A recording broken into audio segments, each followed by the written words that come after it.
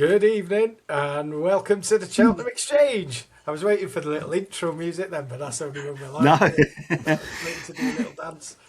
Yeah, good evening. Welcome back to the Cheltenham Exchange, sponsored by that'sagoal.com. Very kindly sponsoring us. Check them out if you haven't already done so. Got all the latest bookie offers on there. Ideal for your Dublin Racing Festival bets this weekend. This coming weekend, some nice little horse racing guides and so on. Well worth checking it out. That'sagoal.com.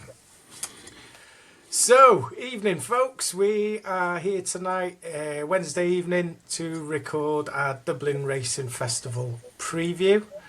Decks for Saturday, not till tomorrow morning, so not going to be easy, but. Yeah, it doesn't look too bad for Saturday. I think we've got a fair idea. And obviously, it has lashed it down over in Dublin. But from what we've seen on Twitter today, they've done a quite remarkable job on the course already.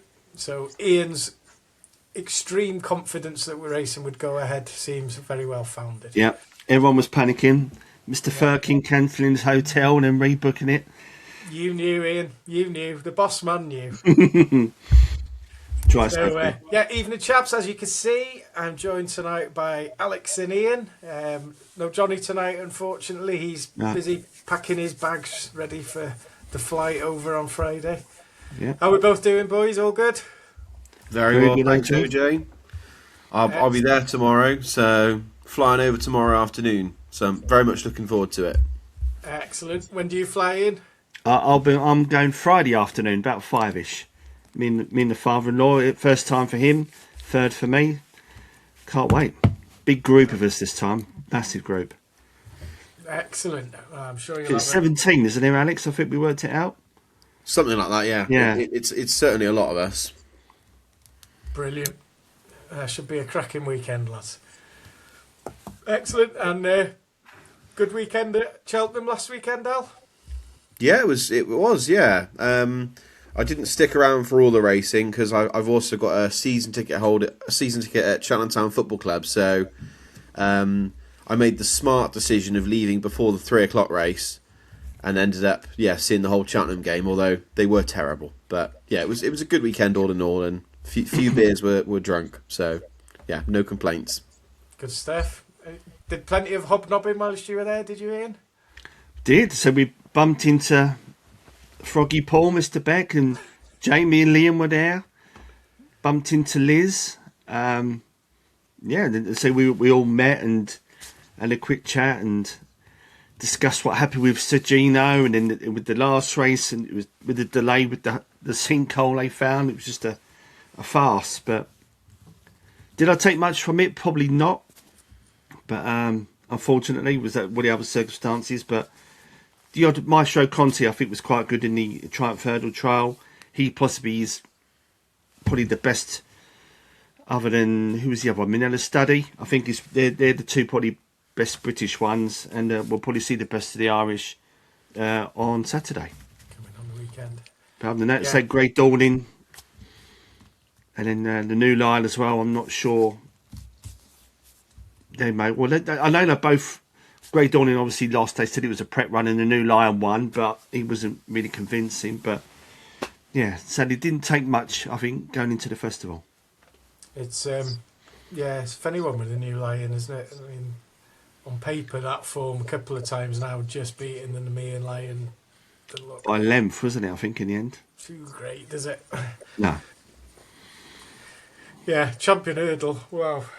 But thank God Sergino was okay, and also thank God they did find that sinkhole and no poor horses went and put their legs in it, because that would have been unthinkable. Yeah, okay, so looking forward to the weekend. We're going to look at the cards for Saturday and Sunday. We're going to go through the grade ones, first of all, and then have a quick look back and see if there's anything else you boys fancy on the rest of the cards. Obviously, like we say, Saturday's declarations will come out tomorrow morning, so it'll be a bit of a clearer picture. We'll jump straight into it. The first race we're going to look at on Saturday is the Nathaniel Lacy Novice Hurdle at 1:15. 2 mile 6. This was won last year by Final Demand, I think, wasn't it? Who's still very strong at the top of the Browns novices market for March. Dr. Steinberg, 11 to 10 at the top of the market there. Ian, can you go against that one? Sadly not, OJ. I think he's probably the best horse in the race. He won at Galway in October and Navan at the beginning of December on this sort of soft to heavy ground, so you won't have any issues with what's happened over the past few days of the flooding. Form has been franked with The Devil You Know winning the River Don at the weekend, and Frankie John, I think, who has won since. He was in the race in October that Dr. Steinberg won. He could make call. So again, I'll say I don't think you'll have any issues with the trip in the ground.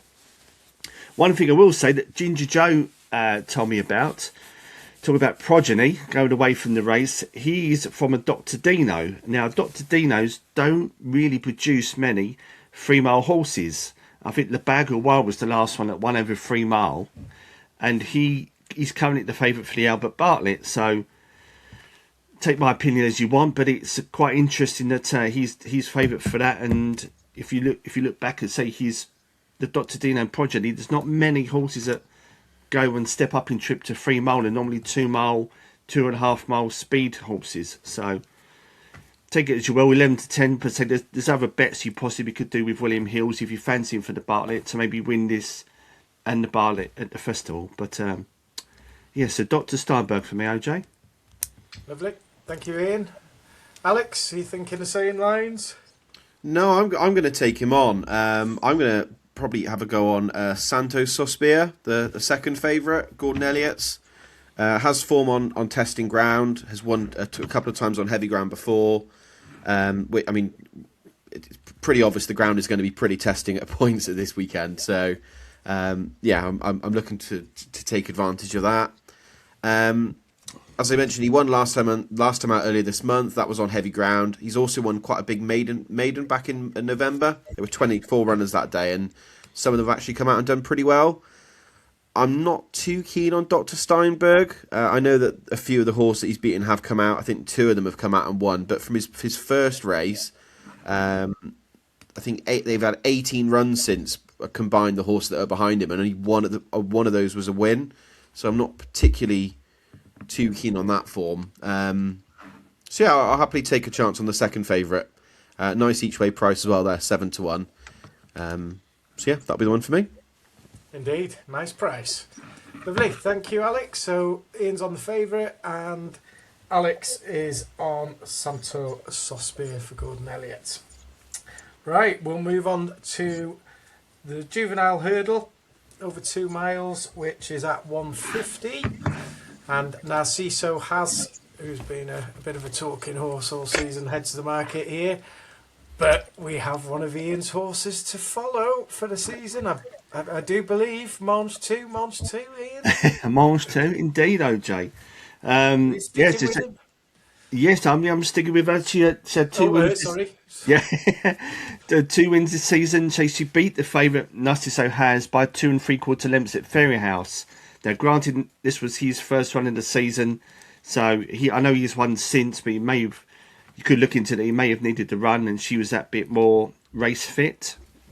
But it's I make it that Narciso still has to find 3 lengths. Obviously, there's the mare's allowance as well, the 10-7. So I think kind of the prices should be a bit closer. So 3 to 1, and he's 8 to 11 at the minute. I think she still have the upper hand, and she's obviously got experience on the ground. She won on soft to heavy ground at Compagnie, and also I think most of her runs have been right-handed, so it'd be quite interesting to see how she goes left-handed. I'm not sure Compagnie if it's left or right-handed, but she'll be my pick. OJ currently 3 to 1 to beat the Jolly. It could be a very nice price, that Ian. Alex, your thoughts, please, mate. Yeah, same for me, OJ. Mange 2, obviously won before, and also £4 swing in her favour in the weights. So, I mean, it's a no-brainer really for me. The only other one I'd sort of keep an eye on during the race is that Barbazon. have him down as a potential Fred Winter one in the back of my mind. He's had 2 runs already, so I'm just looking to see how hard they try on him. Is the way I'll put it. So, yeah, Barber's on just as a little keep an eye on one. Nice little keep an eye on at a nice price. Lovely, thank you, chaps. So, both keen on Mons 2 there. So, we can. Yeah, well, there's probably not many going to drop out of that, is there? So, wouldn't have thought so. So, yeah, if you can get around 3 to 1 closer to the time, all the better. Okay, if we move on to the Irish Arkle at 255. Oh, Ian's on the ball, he's already got it up. Romeo Coolio, just at the head of the betting from Kopek de Boards. I guess we're pretty sure, well, yeah, I guess we're certain now, are we, that Romeo's sticking to the 2 mile trip and not going further. I think at least while he can 2 miles on testing ground, I think might be his bag. But if it's good ground at the festival, I'd be very surprised if he ends up running over 2 miles. Yeah, that's what I've heard, OJ. Okay, interesting. This is 2 mile 1, isn't it? The Irish Arkle, is it? Yes, it is. Yeah, didn't notice that. So, yeah, and then if you add in, could be testing ground by then, I guess maybe that plays into his hands, and maybe that's why he is at the top of the market. There's been a lot of uncertainty around Kopek, obviously. I know you want me to go to Ian all the time, but I'll let you go first here. Yeah, I mean, it's going to be one of those ones where I'll probably have to wait till the day to see if Kopek runs. I mean, a lot of the vibes are that he still might not run. So it's tough, isn't it? I mean, if he runs, you've got to imagine they think he's going to win. Because otherwise, I don't know, you just think they probably wait another couple of weeks and find another opportunity for him if he's still not quite right. He was really good here, wasn't he, this time last year in the DL? Like, he was really good. So, if he does run, I'll back him. But I think, to be honest, I don't think he will. That's the sort of my opinion. Not based on any fact or anything, just a feeling. So, yeah. Sitting on the fence, OJ. No, we're quite happy with that. Yeah, yeah, you don't want him to have too tough a test, I wouldn't imagine, would you? Yeah. Okay, Ian, what are you thinking, mate? I'm thinking, just before we start, I'm going to say Carlo Conti's down the bottom at 40 to 1. I think he's due to run in the Scilly Isles at Sandown. Yeah. So I think you're going to have Isles. Scilly Isles. So I think you're going to have a 5-runner Arkle. But I'm very similar to Alex. I like Kopek as well. It sounds like you say Alex was saying that he's won the Arkle, one of the issues with the ground. He did have a setback after his win at Navan in November, and I think Willie was being a bit cautious and kept him back. I don't think the injury was bad, but I think it was enough to keep him away from a few weeks. All vibes seemed to be good. I think Patrick Mullins mentioned in the Racing Post that he's had a racecourse gallop at the Curragh, so I'm presuming that everything seems to be okay. He may run here on Saturday. I'll make it that maybe Cargeese may make the running for the Mullins team. So I've kind of planned a race here, and I think Romeo will just sit behind, and Kopek will probably just sit behind Romeo. And if it comes to it, I think Kopek will do him for speed, and we'll get the upper hand. So purely because I think that Romeo Coolio probably need further, but I know he's double over 2 mile, but I think ideally if the old Turners were still there, that's the race he would have run over 2 mile for. But I'll go with Kopek as well if he runs. Kopek for both the boys. Okay, excellent. If he doesn't run, I think Irish Panther will finish ahead of Cargeese. I know he has to give it the £7, but I like the old Irish Panther. I think he's a bit underrated myself. I backed him at the DRF last year in the handicap. I think he was 2nd or 3rd. He was flying at the end. So, yeah.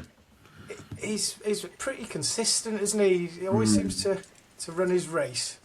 It was 3rd, Alex. It was 3rd, yeah. It was that McClory run that had like a nothing weight. 10 stone 2. He wasn't far off Romeo, was he? In the last... Was that in December? Yes, half a length. Half a length behind, yeah. Okie dokie. So both the boys on Kopek for the Irish Arkle. Let's hope he runs. Oh, here we go. And here we go. The big race. Probably the big race of the weekend, considering how Champion Hurdle fields go. Well, it has to be the big race of the weekend, doesn't it?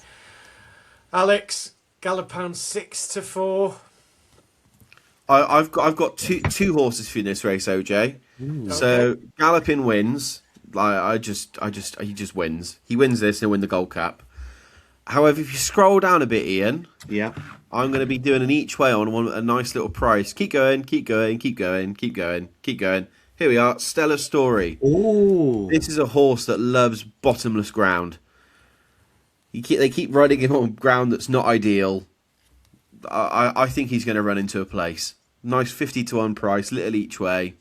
Those are my bets for this race. Galloping to win, Stellar Story place. I like that, Alex. I like that. 50-1. And, do you know what? God knows what the ground could be like by 3:30 on Saturday afternoon. It's going to get quite churned up, isn't it? Because it's going to be quite soft on the top. I think, what did the clerk of the course say today? He would describe it as loose. The chasing was soft, hurdle was heavy. Yeah. And I think but he would describe both as loose. Yeah. It is going to churn up. Yeah, I think there's a bit of rain forecast. So Thursday night, Friday night, and I think then that's it. Funny you should say to the story. This might sound a bit mad. I wonder if I've got my eye on him for the national. I wonder if he's going to run in that. I think he could have a great chance in that. See how he runs here. But no, I do like that. Like that, Al. Really like that. Ian, Galopan. I too like Galopan. I think he'll win here, but I'm not so sure he'll win the Gold Cup at Cheltenham. He's 7 from 9 here at Leopardstown, so his record's fantastic. Normally needs a run, so I know he's third in the Savills Chase in December. I said before, he normally kicks into gear. Ground won't be an issue, that Alex said. The one I'm quite interested in is who we've had on the friend of the show, Rebecca Curtis. I think Haiti could give Gallopin a run for his money. I think he could. I think that could be your forecast there. I'm not sure about Fat to File staying the 3 mile trip. Affordale Fury was very good last time, but I'm sure Gallopin will be better and beaten this time. And it'd be interesting to see how the Gold Cup winner, I know the way you're thinking, how he runs as well. Again, doesn't seem really to kick on until the Gold Cup, but lots of ifs and buts. But I think Haiti Colors, could be the one that will bring it up to Gallopin. Yeah, very shrewd move by Rebecca Curtis, I think, bringing him here. Yeah, fingers crossed for Haiti. I mean, I don't know, you couldn't be backing. I know the way you're thinking on what he's done since the Gold Cup. Could you really last year? Anybody think Spindleberry could be interesting? This is surely her race. This is... Will she go Cheltenham Gold Cup? I don't know. Wouldn't she go Mare's Chase? Mare's Chase, which is 2.5. But if she does run here and she does really well, then I think she's got an entry for the Gold Cup. But yeah, it's be interesting to see. Maybe if they put Danny Mullins on and see how she goes over the distance. But 10-1 OJ could be a shout if she runs. It's just again, she's got the mare's allowance and she's got a fair bit of form on the deeper ground again as well, I think. But no, let's hope we see Galopan back to his best. That'd be wonderful. Right, thank you, gents. Right, so on the Saturday, obviously we've got a handicap hurdle over 3 miles at 2:25. We've got the Barberstown handicap chase over 2 mile 1 at 4:05, and we've got the bumper to finish off the card. Ian, have you got anything else on Saturday?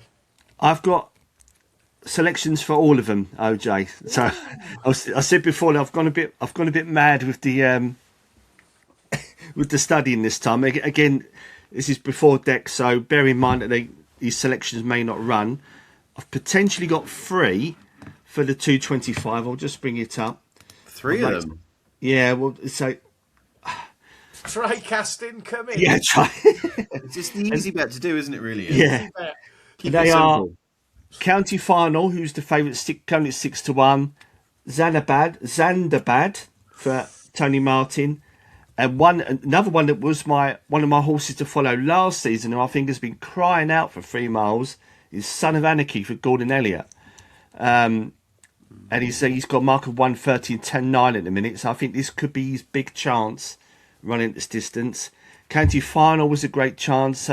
He was second behind Zazansky, who runs in the first race, so it could be interesting to see how he runs, and he could faint the form for county final.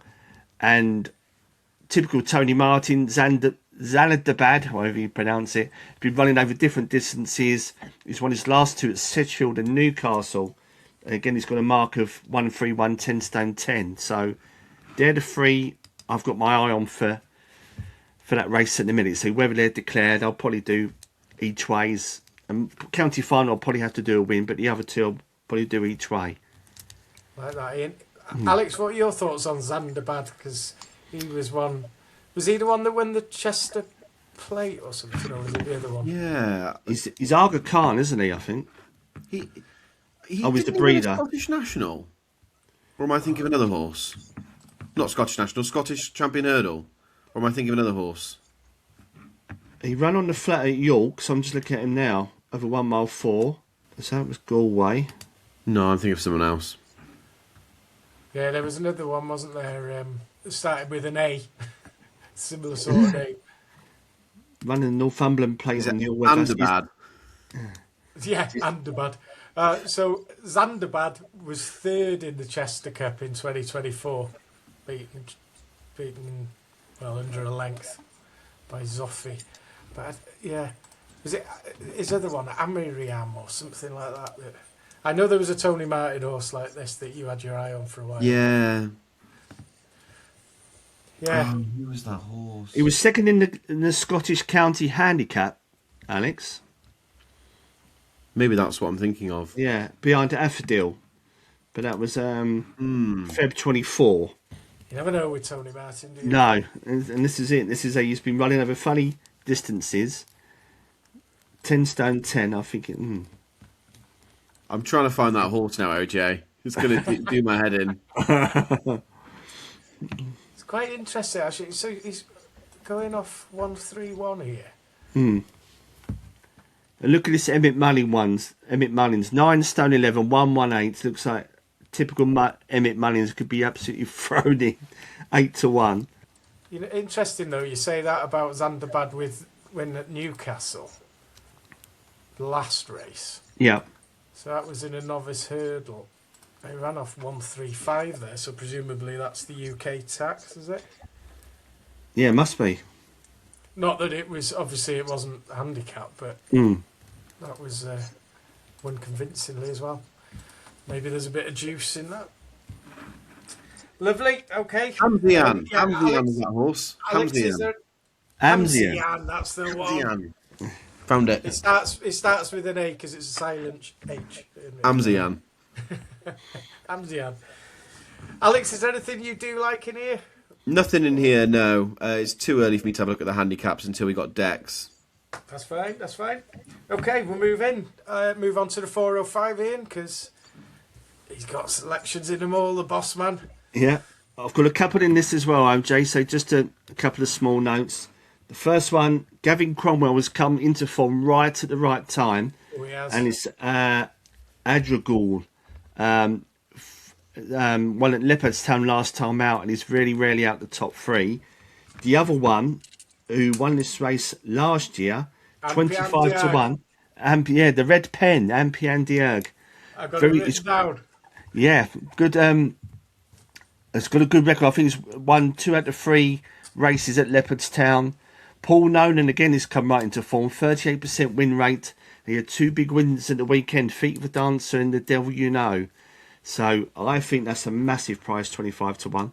And he's only £6 higher than winning it last year. Yes. Won it well as well. I think Nolan's had 3 winners out of his last 9 or something. Yeah. I think, hasn't he? So Got it I written just down. thought That that was one, a boss big, man. I big. like that. Yeah, I thought it was a big price. Come on. No idea how you say it. Anpiandiag. Yeah, I just know that Jamie Wren said it's the red pen in Irish. Oh, I mean, okay. so It probably means you English prick or I know. something. Lovely. Like them too, Ian. Alex, have you got anything in here? Nope, nothing in here. That's fine. That's fine. In the bumper, Ian. What's your selection in the bumper? Well, it's one that Johnny put us on to.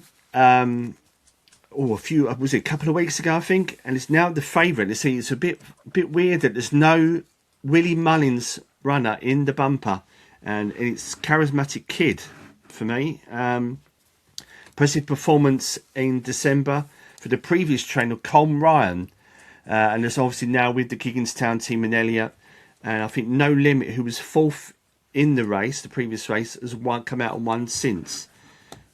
So I thought it was quite impressive, and it seems that the market have seen the same as well. 5-1 into 7-4. So he would be my bumper pick, OJ. Lovely. Charismatic Kid there, Ian.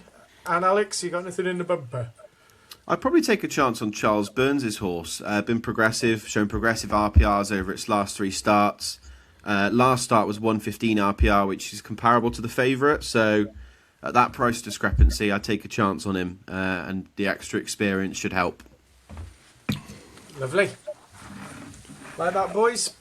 Right, okay, before we move on to Sunday, your strongest bet on the day for Saturday? Ooh. Alex? I'll go with Santo Sospir. Lovely. So that's in the Nathaniel Lacy, isn't it? In the first race, yeah. Lovely. Thank you, Alex. And Ian? I'll go Mange 2 in the Juvenile Hurdle. Mange 2.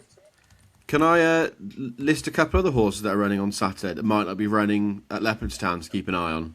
Oh, yeah, absolutely. Yeah.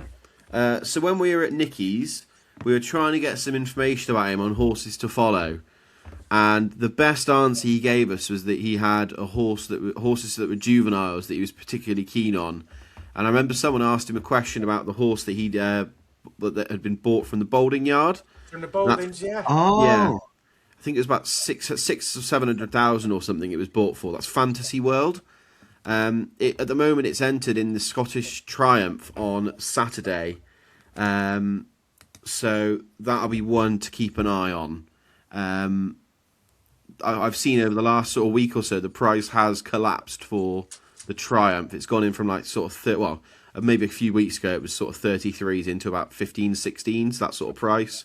So price has sort of halved. So someone's talking about it, and I've not really seen much mentioned about it other than an article in the Racing Post saying that the price has come in. So that's one to keep an eye on.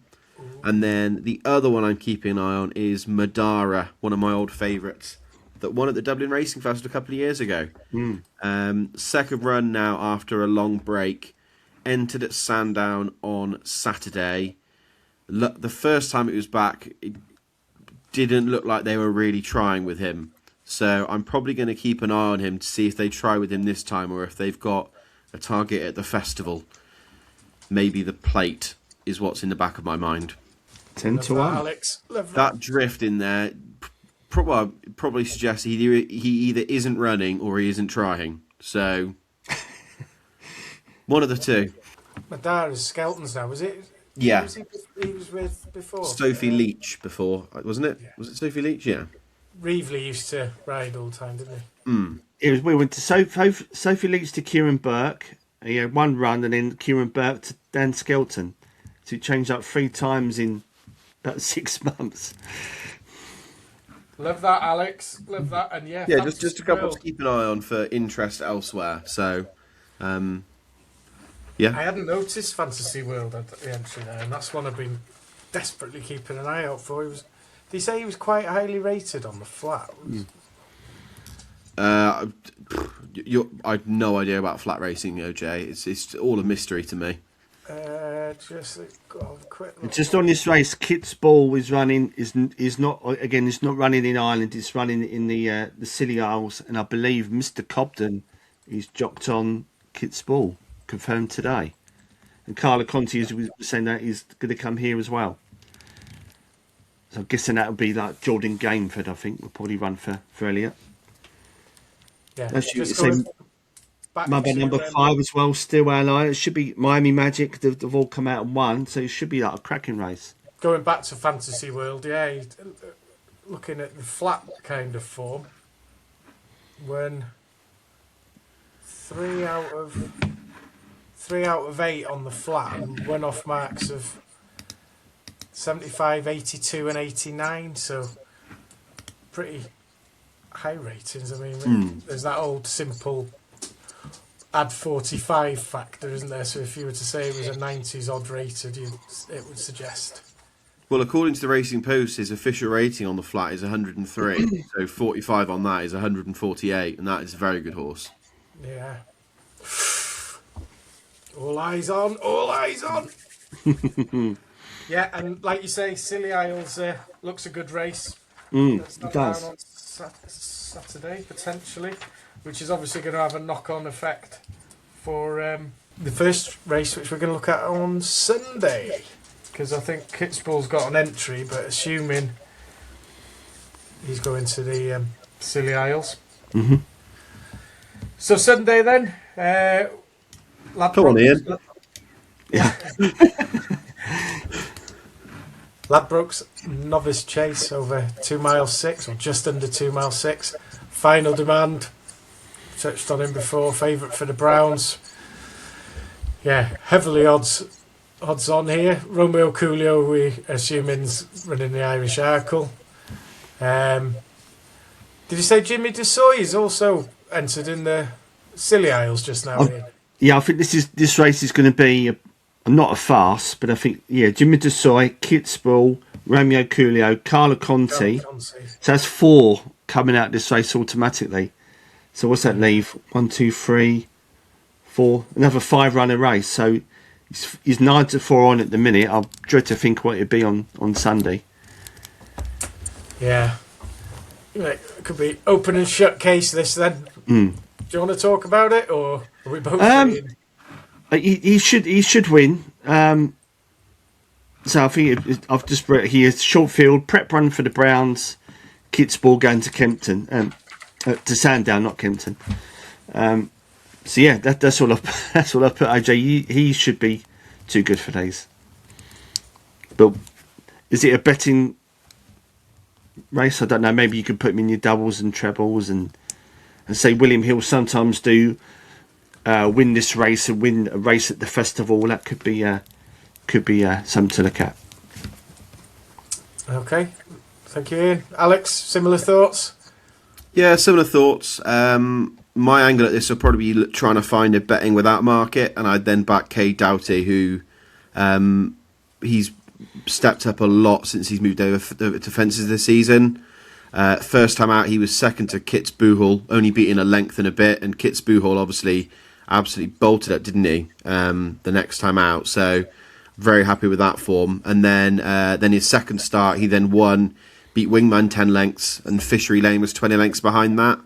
They were sort of all behind that. They were all sort of strung out like the washing, and couldn't have been any more impressive. By a very nice sire who I'm very keen on as well. So Kate Doughty probably in the betting without market for me.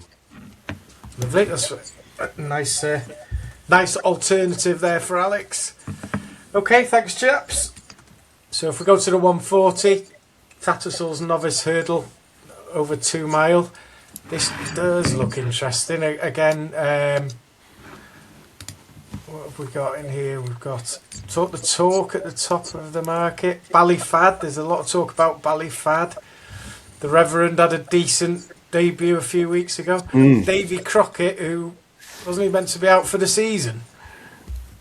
I think so, yeah. So he was one of the horses that ran on the good ground during the summer, and he's not been seen for a little while. Yeah, and he's got an entry, so I'm not sure if he's back or not. All will be revealed on Friday, I guess. Ian, do you want to kick us off? I will, and it's one of the horses you just mentioned, OJ, and it's for me is Ballyfad. He's had 3 wins this season in quite quick succession. I think it was a couple in November, December, 2 bumper wins, and a very impressive maiden win and Leopardstown beating Leader de Allier, who won at Punchestown on Monday. So that's been form franked. And I believe Leader de Allier has been smashed in the betting today for the Supreme. I think it's halved in price. Johnny, Johnny threw that out. Yeah.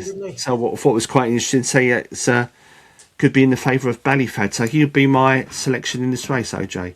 So he's currently 4-1. Could be a lot shorter, considering. Lovely. Alex, this was the race last year, wasn't it, that you were talking about Kopek being so impressive in, I think, wasn't it? I've got a couple I sort of have a little go on. So I'd ignore Talk the Talk. That 4 last time would concern me. Can't jump the jump, so King Rascal Grey would be the one that I'd probably come down on. He only had 1 start over hurdles so far, and he was pretty good. And the form from that looks pretty good as well. It was on heavy ground as well, so if it does get testing, another one he's not going to be too worried about it. The other one I'd maybe take a chance on is Le Divin Enfant, 20-1 there. He was quite highly talked about before he came out, and I think he was at one point for that race he was like 6-4, and then he drifted like a barge on the day out to about 13-2, wasn't it? 6-7-1, something like that. So obviously there was some knowledge that he wasn't quite right on the day, and then finished 4th. Just based on initial hype, I'd be happy to go in now and have a little each way at 20-1 if he runs. So yeah, that'd be my other one for the race. Lovely, thank you, chaps. So Ballyfad for Ian, King Rascal Grey for Alex, and Le Divin Enfant 20-1, worthy of an each way shot. I'm keen to see the Reverend out again. Obviously, looking at that betting, he's got no hope if he's gone from 7 to 2 to 10s, but Jesus. There we go. Okay, we move on to the 250 Dublin Chase. No, 210. 210, sorry. Found it. Got it. Marine Nationale, obviously there's a bit of uncertainty over whether he will run again now. Madgeborough. Did Solness win this last year? Yes. Uncertainty around Marine Nationale running, I guess, because of the ground. We'll probably have more idea at the end of play Saturday, maybe. Alex, what are your thoughts? It's difficult because I don't think I can trust Marine Nationale because he doesn't like. There's a lot of things he doesn't like, particularly wet ground. Madgeborough, I just can't trust his jumping. If you really told me, OJ, I had to have a bet on this race, I'd have a little sneaky each way on only by night. A mare should get a £7 claim, and she has won on dodgy ground before. It's not a strong fancy. She's not been in particularly great form, but that's where I'd land. Lovely. I'll do my coffee jar, Alex. Was only beaten 3/4 length by Django Bay in the Arkle, so different colours as well. Now we've Rob Core. Thank you, Al. Ian? I'll say I'm going to take a flyer, but it's a 9-4 flyer. I think if a real outsider, 9-4. Yeah, I think Madgeborough might just do it. You said about Marine Nationale. I think I had a quick chat with Joe, and apparently Sean Flanagan was on Unbridled with Matt Chapman today, and he's confirmed that Marine at this moment in time, Marine is likely to run, which would quite surprised me actually, because I think with the soft ground and the more rain forecast, I thought Barry would pull him out, but sounds like he might run. But even as Alex said, I'm not sold on him on this ground. And to be honest, Solness loves Leopardstown, but again, he could be another one that might struggle in the ground. But Madgeborough, I think, will be fine on this heavy ground. I think he won his Triumph Hurdle on horrible, dirty, heavy ground. So he was kind of my reasoning behind. I know Alex was saying about his jumping, and I think he won here. He won not convincingly, but won the Arkle trial here last year. So he's got form here at Leopardstown, but I don't know. He's probably he's just gone 7-4 favourite. Funny enough, it's just changed on the screen. So someone's He's not a flyer anymore, Ian. Yeah. So I think he would be my pick, OJ. So I'm not. I don't know. I'm not 100% like. Oh, I must back him, but he would be the one. I think I might have a couple of quid on. Yeah. With what he's shown jumping so far, but I just think some of the others might struggle on the ground. And that's my reason. Energumene, he can jump. Yeah, so he's one. He's another one. He's one on. Who did he beat? Shishkin that time, and that was really horrible ground as well, wasn't it? So he's got for me. It could be a shout at 10 to see. He's been back from 20s into 10s now, OJ. So he's not got. Be interested to see who gets to ride on him. Lovely. All right, thanks, chaps. Not an easy one. Obviously. No. Okay, and the last graded race, 320, is the Irish Champion Hurdle. Oh, what is going on in this division? I mean, I think I know where Alex is going here. Do you? Well, maybe not here. I'll keep it simple. To go at Cheltenham. I'm going to be trying to find a bookmaker that will do Lossiemouth to win this and win the Champion Hurdle. Because I don't think that there's any reason for her not to go to that race. I don't think there's any reason for them to be scared about anything. I've said this for a while. Willie shouldn't shirk this race. If they'd gone for that Champion Hurdle last year, she'd be now bidding for a double in the race, really, wouldn't she? Let's be honest. She'd beaten Golden Ace. So, yeah, I think she'll win this, and then she'll win the Churdle. I thought I was right then. You had me panicking for a minute. Thought I'd make you sweat for a little bit. No, I did, because I was looking at it today a bit, and I mean, God knows, looking at this in line with obviously the Champion Hurdle at Cheltenham, and I was thinking, Amsterdam, you just don't know, do you? I mean, he got such a strange ride last time. If he runs, OJ, I'll back El Fabiolo to chase her home, because I thought he was very good last time over hurdles. It makes such a massive difference him not absolutely battering fences every time he tries to jump. So yeah. No, I've been keeping an eye on El Fab, potentially for March as well as at prices. But I did also wonder if either of you thought Brighter Days Ahead could give Lossie a stern test here. Most definitely. There was a length last time. I think it could be a proper battle again. I think there won't be much between the two of them. It was her first race of the season last time, wasn't it? So what are you thinking, Ian? I'm kind of thinking the same that of Alex. I know we had this discussion where I think the plan was Lossiemouth was a bit unsure with Sergino, and the unfortunate circumstances where Sergino now out for the season. I think if Lossiemouth wins this, that she has to go for the Champion Hurdle. I think the only way she won't is if she gets beat. So if Brighter Days Ahead wins, I think they might get a bit scared and go for the Mayor's Hurdle. But I think I'll follow Alex with my money to win this race. So win the Champion Hurdle. So, I mean, if she doesn't go to the Champion Hurdle now, with the way it's looking at the moment, it's an absolute travesty, isn't it? Because it's probably going to be a weaker race than the Mayor's Hurdle, because you're likely to have the New Lions still right at the top of the market in the Champion Hurdle, aren't you, currently? I think if she went to the Mayor's, she'd get turned over by Wadu. It's a long way up that straight on that other course, isn't it? Yeah, on the new course as well, yeah. Interesting. Anyway, it's all about Lossie on Sunday. Love that. Right, thank you, chaps.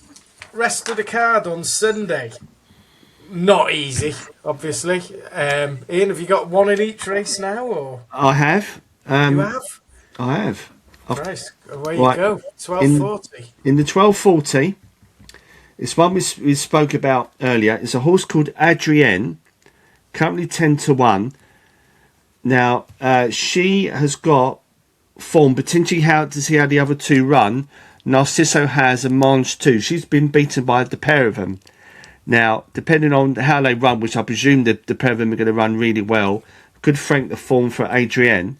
And I think it's quite interesting that she's 10 to 1 finish, and I think a much bigger price for the 40, Juvenile Hurdle. So I think 40, Ted Walsh is going to bring her here. So I think she's an each way price at this for this handicap as well. 10-6 the marker 1-2-2.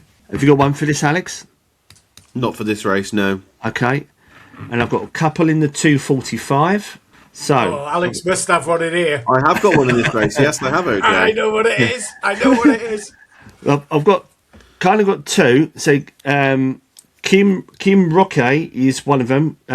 Joseph O'Brien got nothing way to 10 stone 2. She had a couple of runs at Cheltenham, 4th in the December race at Cheltenham. Vincenzo has come out and won since, and Jaguar has run really well. And the other one, again, is each way, is Kinturk Kananasi. Now, I forgot to write down on my notes. So he was third behind Favre de Champdou, who won the cross-country race at the weekend. I think Search of Glory was second. So I thought that was quite interesting. I think there's some back form as well. Let's have a look. Free Card Bragg as well is behind.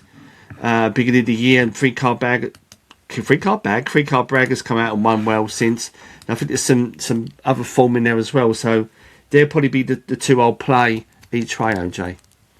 Lovely, thank you, Ian. And Alex, make the case for Back Me or Sack Me. Well, I was very keen on him over Christmas in the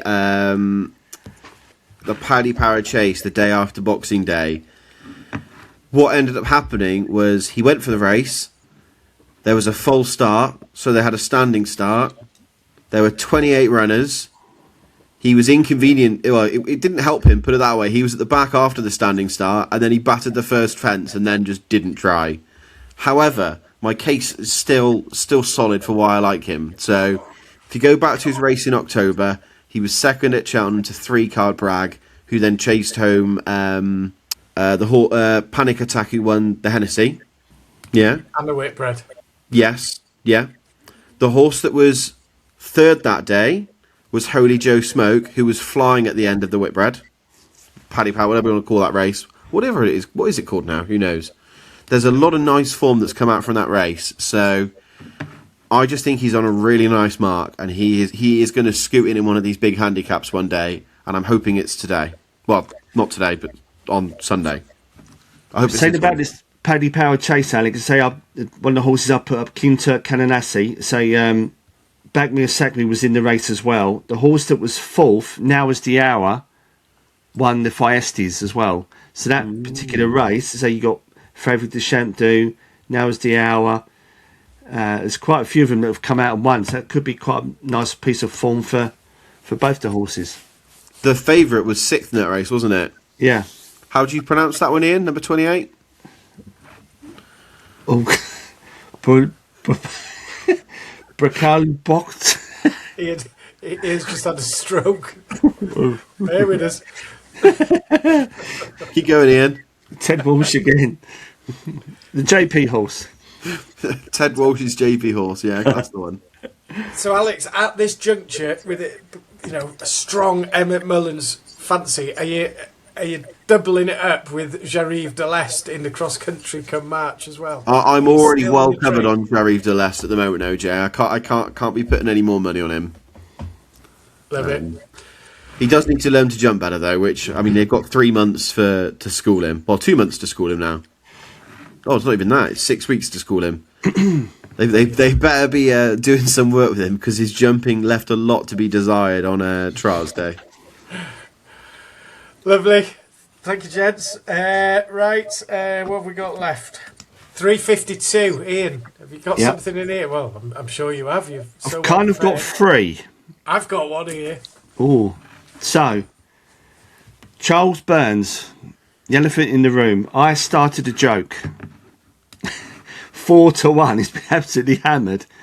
So we could say about the Charles Burns plot, but there is some pieces of form. So he won last time at Punchestown, and he was also 4th behind one of the horses that Alex's put up, King Rasco Grey, and Shuttle Diplomacy was 2nd won at Nace on Sunday.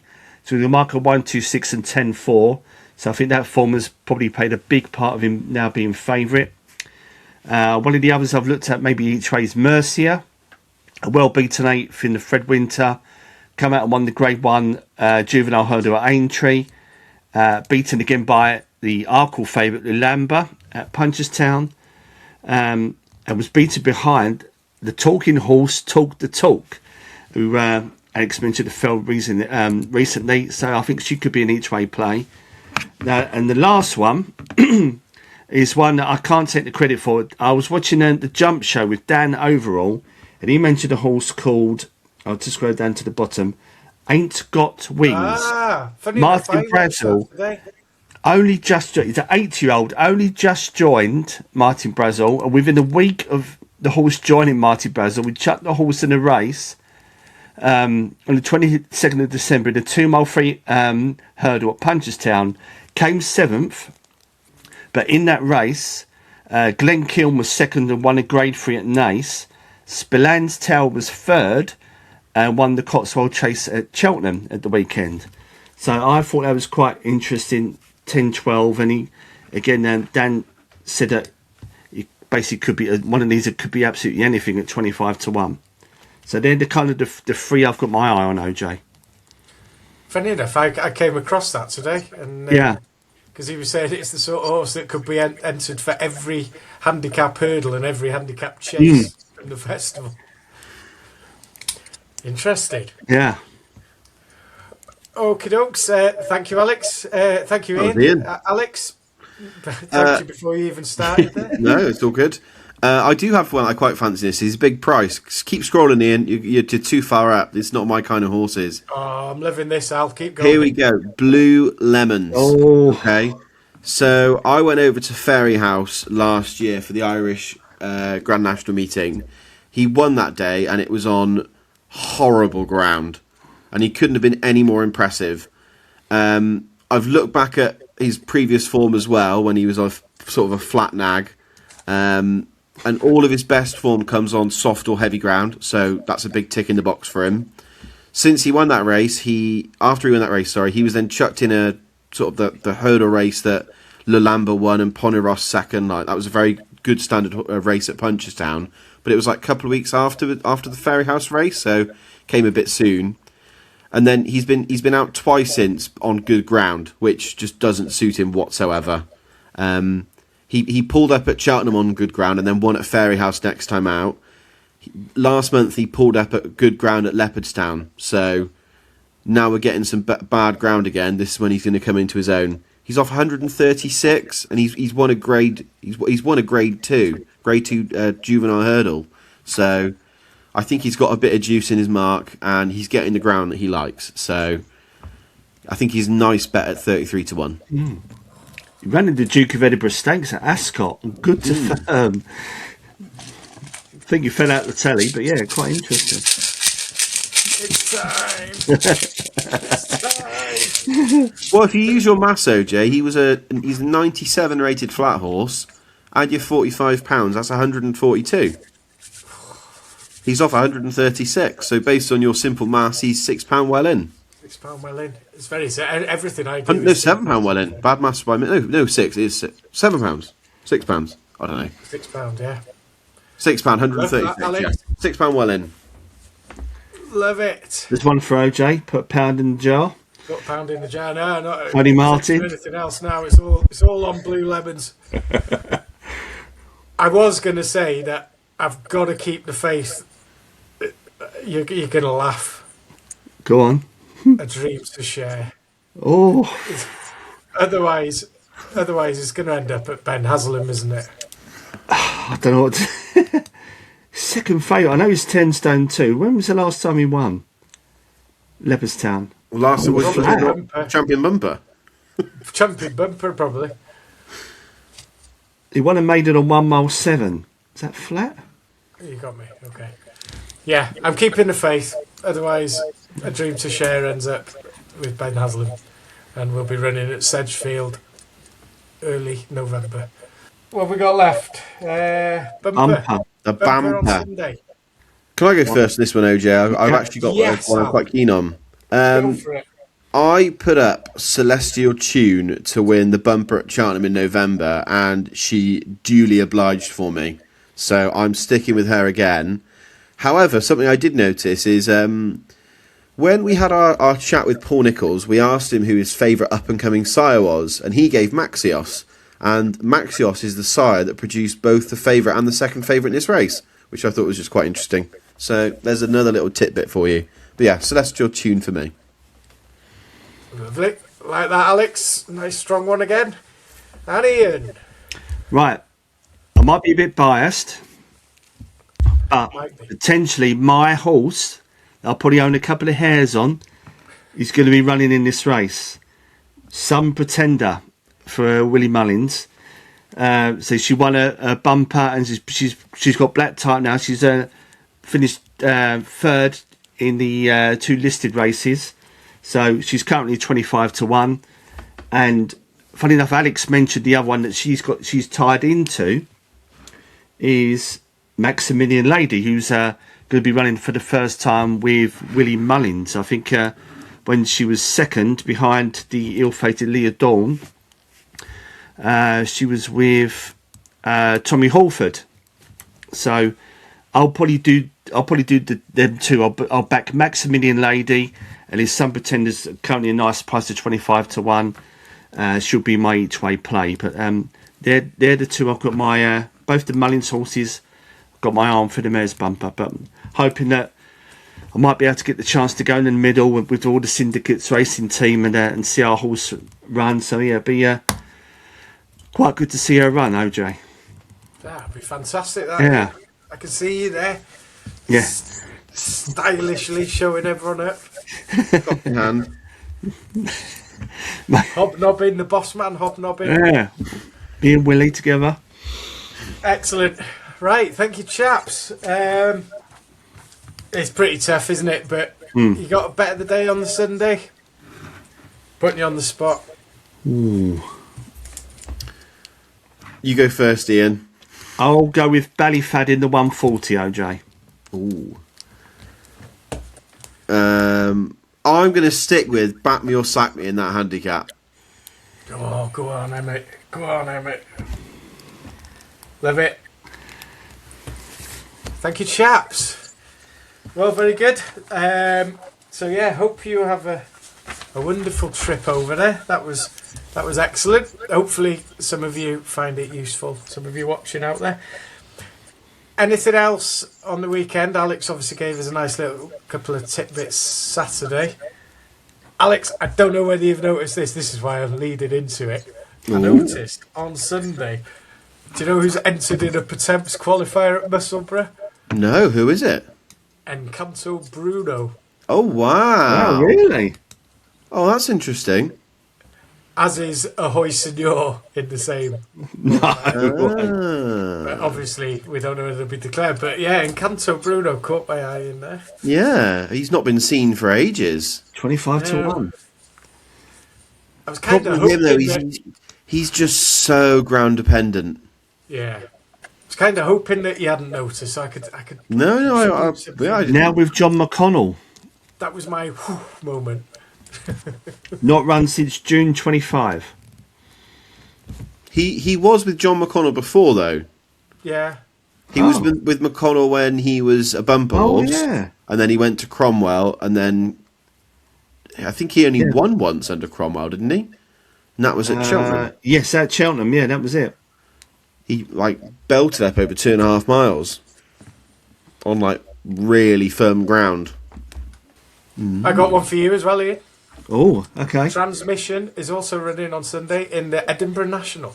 Oh. There you go. Both of you got a little ooh from me. I like a little bit.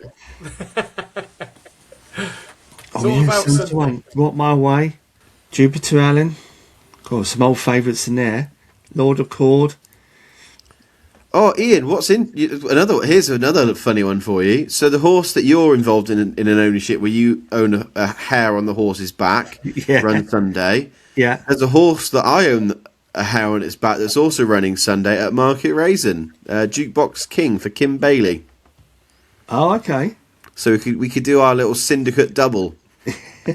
Market racing. Which race is that in, Alex? That's a very good question. It is in the 117 Jukebox King. Oh yeah, there it is. Shout out to the Racing Club syndicates. Hold on. Up the syndicates. Right, chaps. Ian, you're definitely going to have to edit some of my shit out. So you're going to have a late night. Okay. Thank you very much for your input, boys. Absolute pleasure as always. I've really enjoyed it. Taken a lot from it. For those of you out watching, enjoy the weekend's racing. Click subscribe, follow, all that, and get in the comments and let us know what you think. Best bets for the DRF. And yeah, thank you to that'sagoal.com for the sponsorship. Make sure you check them out, especially if you're planning a big weekend where you're going to gamble responsibly, obviously. But if you're planning a big weekend on the DRF, check out all the latest offers on there. Oh, which reminds me. Oh. Andy at That's a Goal. I was having a read at one of his little festival previews the other day, and he's quite keen on Mossy Fen Road for the Supreme. And Mossy Fen Road is also running on, or entered on Sunday, in the Scottish Supreme at Musselburgh. So there we go. So Andy at That's a Goal. I noticed Mossy Fen, who has looked very impressive so far. So there we go. Anyway, I think that's enough for that. Hope you enjoyed, folks. Like, subscribe, get comments in. Boys, have a brilliant weekend. Enjoy the Guinness, enjoy everything, and we'll see you all again soon.